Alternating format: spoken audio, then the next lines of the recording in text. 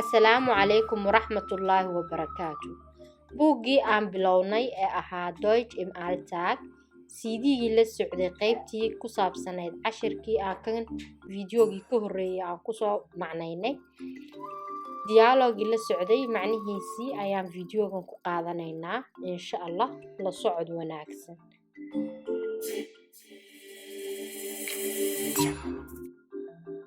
Was tragen Sie? Was trägst du? An meinem Arbeitsplatz muss ich immer korrekt gekleidet sein. Ich arbeite in einer Bank, am Schalter. Meistens trage ich einen Anzug, weißes Hemd und Krawatte.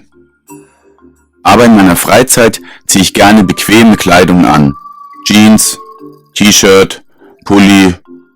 Jeans trage ich am liebsten. Markaan shaqada joogo waa inaan had iyo jeer si fiican u labisto. Waxaan ka shaqeeyaa bank. Inta badan waxaa qaataa suud, shaar cad iyo karabaat. Laakiin waqtiga aan shaqaynayn waxaan qaataa dhar nafis ah sida jeans, garan, finaanad. Laakiin jeanska ayaan ugu jeclahay xidhashadiisa.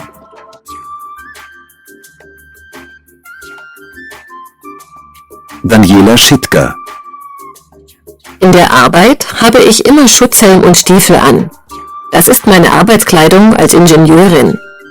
Aber in der Freizeit ziehe ich mich gerne schick an. Kleid oder Rock und Bluse, immer nach der neuesten Mode. Aber Ohrringe oder Halsketten trage ich nie. Ja, und zu Hause habe ich am liebsten meinen Jogginganzug an.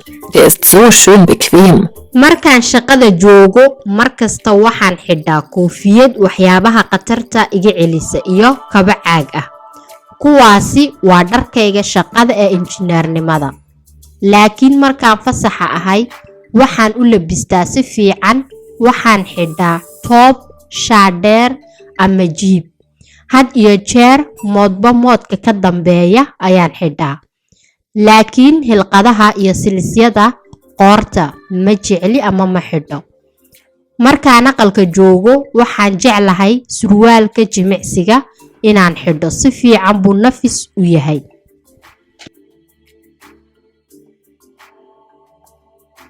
Ich trage in der Freizeit eigentlich die gleichen Sachen wie bei der Arbeit. Hose und Pullover passen immer.